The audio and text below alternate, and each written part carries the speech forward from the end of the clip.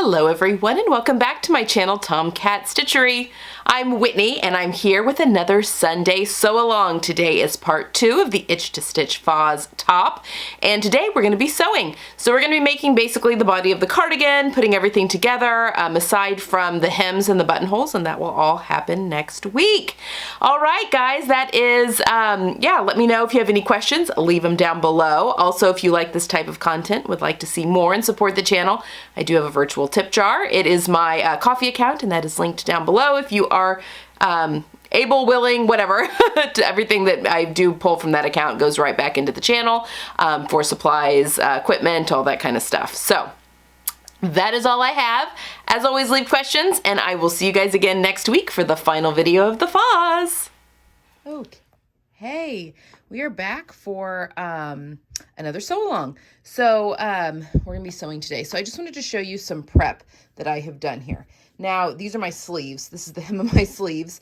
While they are still flat, I have gone ahead and pressed the 3/4 of an inch seam allowance up. This just, and I've pressed it and then let it like cool in that position because this is cotton jersey and that will stick really well. But this is really just for memory purposes, because when I, sew my side seams up, or the underarm of my sleeve, I'll unfold those to sew all the way down, but then when I go to do my hem, that will fold right back into place really easily, which when we're doing it on the cover stitch makes it a lot easier. Now, on my fronts and backs at the bottom hem, I actually used another product, but I ran out of it. So if you don't have the double stick tape, this is what you do. Do this also for the front and the back. You can do that before you sew them together at the side seams or after. It's kind of just up to you. Whatever's easiest. I just find when things are flat and not connected to other stuff, it's easier to press the hems. So there's my sleeves pressed up the 3/4 of an inch. Let's look at everything else. All right, so these are my fronts here together. And here at the hem, I have used this product, which is double stick. What is it called? Hold on. Let me grab it. All right, it is the So Easy double-sided fusible stay tape. This is the 1-inch wide version that I use here, and again, I've run out of it. But what it is it's a kind of a glue on this paper side, and then there's the glue side. And I have ironed it down to the hem of my shirt. Now, this is a curved hem on both the front and the back. As you can see, I've not I didn't ride super close to the cut edge there. It's fine. It will all come out fine in the wash when all is said and done. But I have curved it because you can see I've got some wrinkling in my tape here from that, where it's smaller up top than bottom. So I've just gone ahead and pressed this while everything is lying flat. And then I will show you when we do go to hem it, we just peel this tape off, fold it up, give it a good press, and it sticks while you're cover stitching, which makes it so much easier. Also note, I was running out of this, but I leave this out of the seam allowances because especially we're using the serger, getting this paper stuck in the serger thread is a nightmare to get out. So I just leave it as, kind of far out of the seam allowance there. But those are my fronts, and that's all I've done on the fronts is just iron that down. Okay, and then on my back, which is cut on the folds, a bigger piece, I've got my stay tape fused that I talked about last week. So that is all fused on my shoulder seams. And then here on the hem, I've got that double stick tape fused one side of it, and I've left it well out of the seam allowances there. So, and again, I rode somewhat close to the bottom, not super close, it'll be fine when all comes out. And then my final piece is the neckband, and I've got both the interfacing fused to the bottom part, and there you can see my pinked edges there at the top. Okay, so those are all of our pieces we'll be working with. I am going to start off, today we're going to be doing steps 1 through 7 on the instructions, which starts off with fusing your pieces and all of that stuff. So we'll actually end with the hem of the body today. And then next week we'll go back and add the neckband, hem the sleeves, and then do our buttonholes and buttons. So let's get started sewing. All right. So I'm going to talk a little bit about my machines real quick before we get started. So this is the serger. Oops, got to tighten the tripod, Whitney. All right, so this is my serger. This is the Baby Lock Evolution. I think I've had mine. I think it's coming up on like 7 years. Um, I got this secondhand, so I did not buy this brand new. It was right after the Ovation came out, and people were trading in their Evolutions because this is a cover stitch and serger combo machine. And when the Ovation came out, this was the model before that, and so people were trading it in. So I got this secondhand though from my dealer for a really good deal. So I love this thing, but you'll notice there's no tension dials on here. This has the air threading, what's it called? The extraordinaire threading system on it, which means when I am doing my loopers here, I just hit a button and it threads it for me, which makes life really easy. Now, this is the only serger I've ever owned. I have worked on other sergers when I was in the bridal workroom, older models, and I'll show you what I mean by the tension dials because I do have tension dials on my cover stitch machine. But this, I never mess with tension on this. Other than over here, I've got different stitches that I can do, which is in effect messing with tensions. Also the wave and overlock, messing with that messes with tension a little bit. And I do have my differential feed over here, which also, I guess differential feed is mostly with the presser foot. It's feeding fabric through faster or slower from the feed dogs. So, which is right here. I always keep it on neutral. So I'm not going to talk a lot about that. Now, if you are a member of Craftsy, I highly recommend that. Actually, I've learned a ton over the years when Craftsy first came out on the scene, and now they are owned by the original CEOs again, and they've just got some really great classes. And if you have the membership, you have access to all of them. And they've got a couple of serger classes and cover stitch classes actually that are on there that are really, really great. I think it might be worth the yearly price just to have access to those if you're having issues with your machine. But again, I don't mess around with tension on this too much, so that's not really very helpful, is it? But like I mentioned, this is a serger / cover stitch machine. I use this as my serger though because I have bought a dedicated cover stitch, which you can see the table for right here. Mostly because it's not a huge deal to switch over from cover stitch to serger and back and forth, and if you've got limited space, then that's a great option. I just found that I do so much work on both machines that flipping it midway through projects, and actually this project does have you cover stitching in the middle of it before we finish off with the serger. I just found that very annoying, and I know that I'm very blessed to be able to have the room, and I bought a cover stitch last summer, a dedicated cover stitch machine, which I really, really love, and we'll look at that here in just a second. All right, for thread, I have got, as you can see up here, I use Maxi Lock on my serger. I know that Metler has a really excellent serger thread. I get my Maxi Lock thread at Wawac for a really good price. But this here, I've got gray. You can see I also do a 4-thread serger on stitch on pretty much everything. When I technically could go down to a 3 for like seam finishes, but I'm lazy and don't want to switch my machine over that often. Anyway, so I've got gray thread. I thought this was the best. You can see up here. See all my serger thread up there? I have some colors there at the very top. I just don't use them hardly at all. I have basically neutrals. It looks like a lot of black up there. Excuse me, but there is black, gray, there's a dark gray, there's navy, there's brown, and then I've got some whites and creams. And that's pretty much all I buy the serger thread in, those colors. So what I do to get around that is I've got in 3 of them, so in both loopers and then in my the second needle. So this is the one that is the needle on the right, are all just a neutral color. And I decided to go with gray with this color fabric. But then in my leftmost needle, I've put in a color that either is a direct match or a close match to my fabric.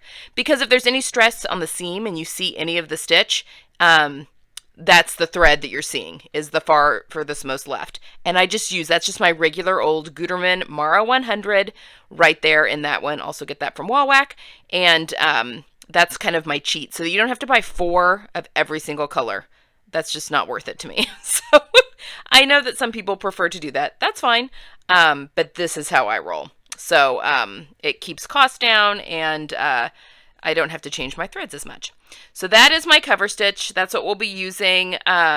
You can alternatively use your sewing machine with a stretch stitch. The stretch stitch is like a narrow zigzag stitch. So you could definitely, if you don't have a stretch stitch on your machine, you can put it to a zigzag stitch, and I like to do a 2.5 length with like a 1 width, and that will give you basically the equivalent of the stretch stitch. So that can be used alternatively. Just make sure you have a ballpoint or stretch needle in your machine when you're doing that. Also, needles for my serger, I use regular needles for sewing machines, for home sewing machines. Yeah, in fact, I don't even have ballpoint needles in this, to be honest. I think I've got universal in this just because I use this to finish off seams in my woven stuff as well. And I've just never had an issue with the universal, so that's what I've got in there as far as needles. But let's look at my cover stitch. We're just gonna moving along. All right, this is my cover stitch machine.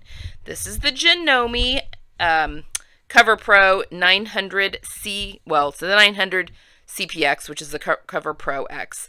I got this one, I think, last summer. This little acrylic table was extra. I bought that just so I could have, it's so nice to have one big surface. And when I bought this from the Janome dealer near me, they recommended one, and I'm like, oh my, it was like an extra, I don't know, $115, I think, but well worth it just to have that extra room. So this sits on top of a table, which means this is a few inches higher than table height for me. I am getting ready to get new tables where I can adjust the legs, where I can drop them to where this surface would be table height for me. So I could drop the table down a couple. So it'll be like having an in machine or an in table machine, kind of. It's just I have to be able to get to the fronts of my machines to do any kind of threading, but we'll talk about that too. All right, so this is my cover stitch machine. This is the tension dials that I was referring to that you often see on the cover, on the front of sergers or overlocker machines. To be honest with you, I have not had to mess with the tension at all on this machine. I keep them, there's like the optimal numbers, like 4, 4, and then 3 for the looper one here. And they're in little boxes, which means kind of that's your ground zero. And then you can kind of mess with them from there. My biggest recommendation is just do a test swatches with your fabric to see what works best.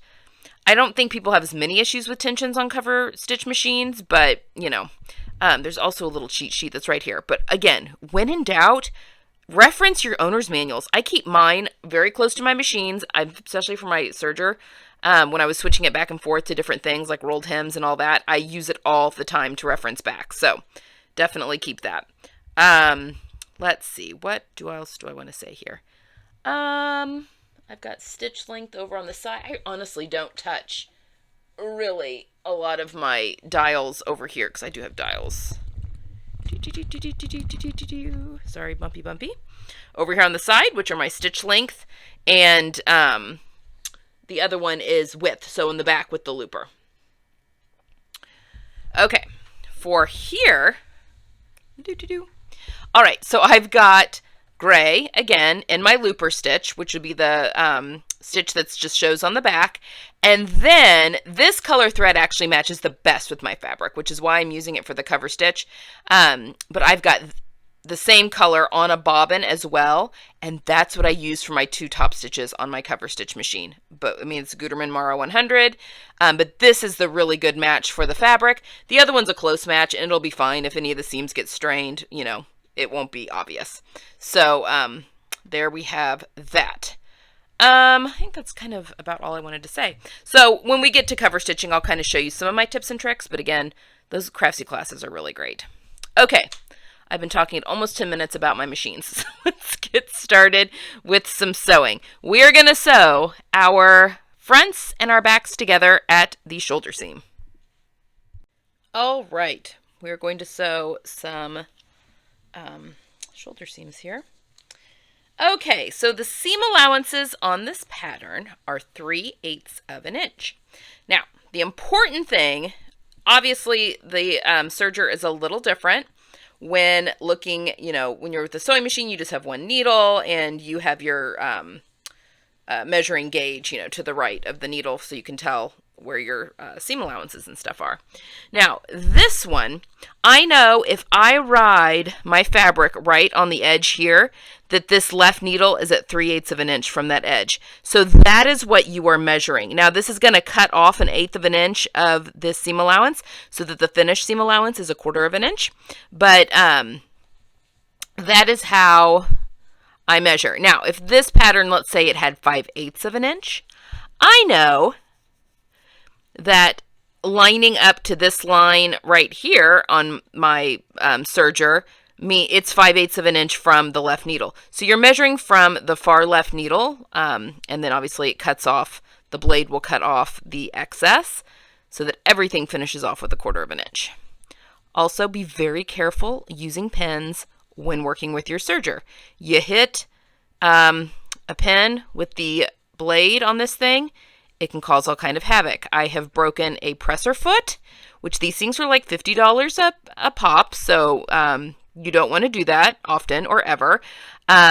It's even worse than if you hit a pin with your sewing machine. Not only does it break needles, it can break blades, it can break all sorts of stuff. So I will put in pins when I'm putting in the sleeve. You'll see that in a minute. But for the most part, I pick and choose when I'm going to use pins because, yeah. All right, so I'm going to raise the presser foot here and slide this in. Again, I'm going to run my cut edge just right to the edge of this.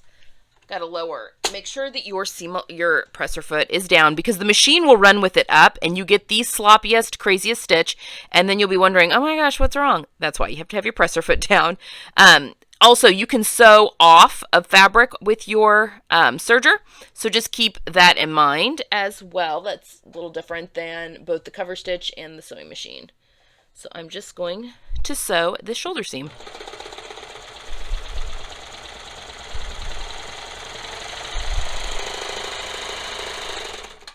And then it just kind of chains off. So then I'm just going to clip the end here. And there you have it. There is your sewn seam. So I've got the close match thread that is the stitch thread right here. My other gray thread is right next to it. And then obviously gray for the looper. But then if you ever have any strain on that seam, see, it's not the gray thread would really show. So that's what makes that nice. Okay, so I am going to go and press this. I'm going to do the other side and then press these both to the back. That's the other thing. When you put the stay tape on the back, once these get pressed to the back, you'll never see that stay tape. It stays hidden from here on out. So that's also kind of nice. So yeah, I'm going to do the other shoulder seam and then press both to the back and we'll come back and do our sleeves. Okay. So now that our seam allowance or our shoulder seams are all put together, we don't have our side seams done up yet. So it's like a big weird octopus. So here's my arm's eye here. And there's the neck edge on this side. So now we're going to put in our sleeves and we're going to put them in flat. This area is kind of tight for me. I'm going to be redoing my sewing room and I'm just really excited about it. All right, so this is the front arm's eye. See how that curves, shoulder seam, and then here's the back. So now we're just going to take our sleeve and turn this. I just got to really pay attention to what's right side and what's not. So I've got my sleeve here. This is the wrong side. This is the right side. This is my shoulder notch, and I'm just going to pin. Like I said, I do use pins on the sleeve. So I'm just going to pin the top of the sleeve to there. And then I'm going to pin the underarm here, edge to the side seam there. And then I'm going to match my notches. There's my double notches. So it's the back of the shirt, cardigan, whatever you want to call it. And then on this side, I'm just going to pin that notch for the front. And then also the underarm. And we just go nice and slow with putting the sleeve in. So I'm basically putting this in flat like I would at the sewing machine, which obviously you can use the sewing machine on this. Alternatively, I know that some people use a stretch stitch on the sewing machine and then go back and finish off the seam allowances with a serger. You don't really need to do that. In fact, a serger is more secure than a regular sewing machine because you have 2 lines of stitching. You just don't have the back stitching, but when you have crossing seams, that's okay. So notice I literally have not backstitched anything yet. I've not tied anything off, and we will at some point, but not till tomorrow. So, okay, so there we've got our sleeve pinned in. Now I'm going to put this with the sleeve against the feed dogs. So the body of the shirt is up and the sleeve is down. Now I got that pin there, but that's going to come out here in just a second. I also need longer arms. Getting around the tripod.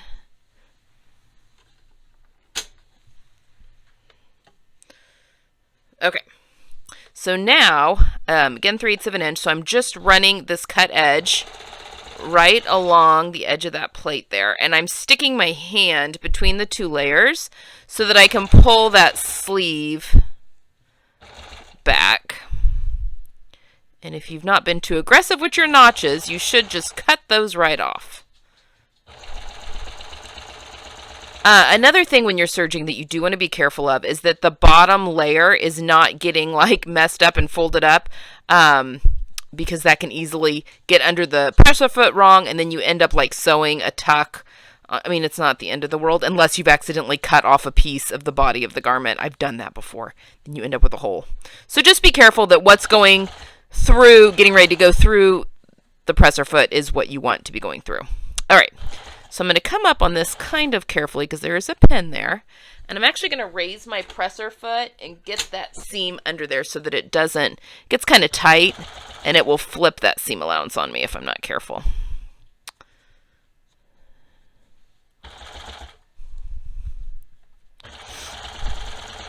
And this is also exactly how I do t-shirts.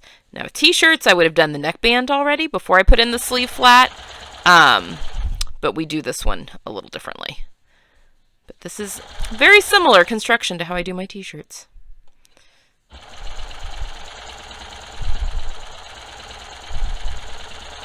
All right. So now we can just cut that off. Both ends. All right, and obviously you're going to do the same to the other side. I've actually already done the other side, just, you don't need to see me do both sides. All right, so the next thing that we are going to do is, sorry, my boob, there's a handle on this tripod for me to, move it carefully, and my boob hits it a lot, so I really apologize. Okay, so now we have our sleeve in here all nice and neat. Again, I just don't have the room over here by these machines that I do at my sewing machine. Now we're going to sew up that side seam. So we've got, everything is like weird. There's the right side with the shoulder seam. There's the top of the sleeve. So now we're going to take that sleeve and we're going to fold it right sides together.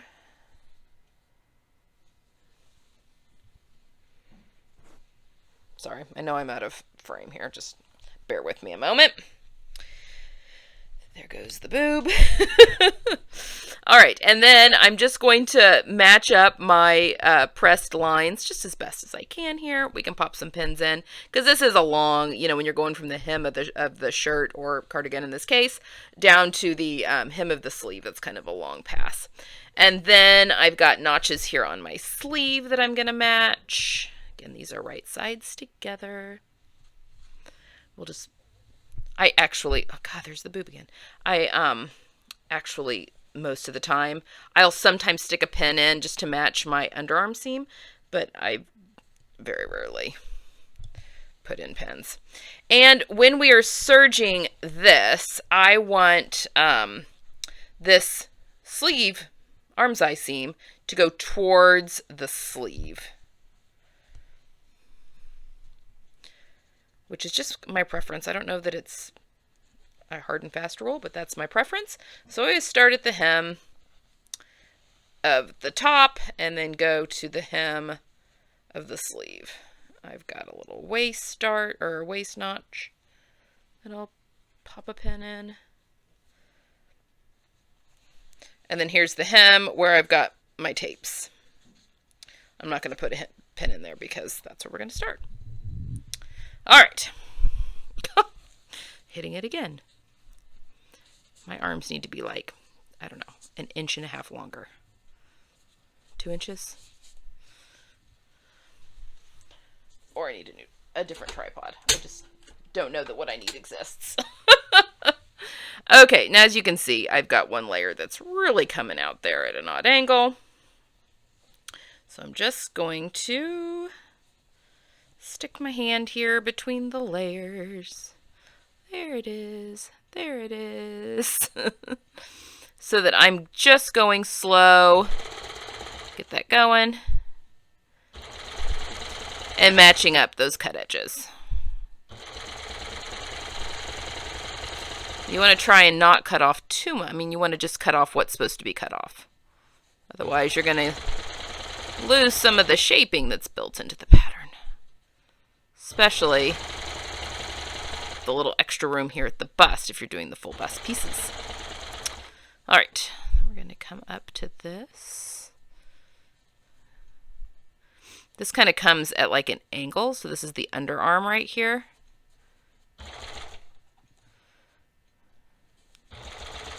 I mean, I don't kill myself to try and get that seam to match up just because it's your underarm and how many people are going to be under there. I do my best, but, you know, it's your underarm.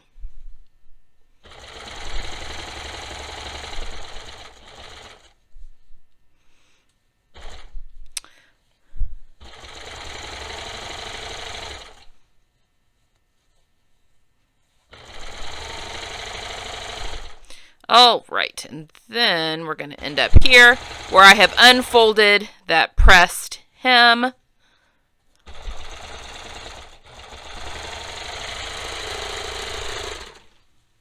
we're just going to cut it and cut it. All right, our next step, which is going to be kind of our last thing today. I was going to do the hem today, but I think I'm going to wait and do all the cover stitching next week. So I'm just going to show you how to take off this tape to press it, to prepare it for cover stitching, and then we'll just start with the cover stitch next week.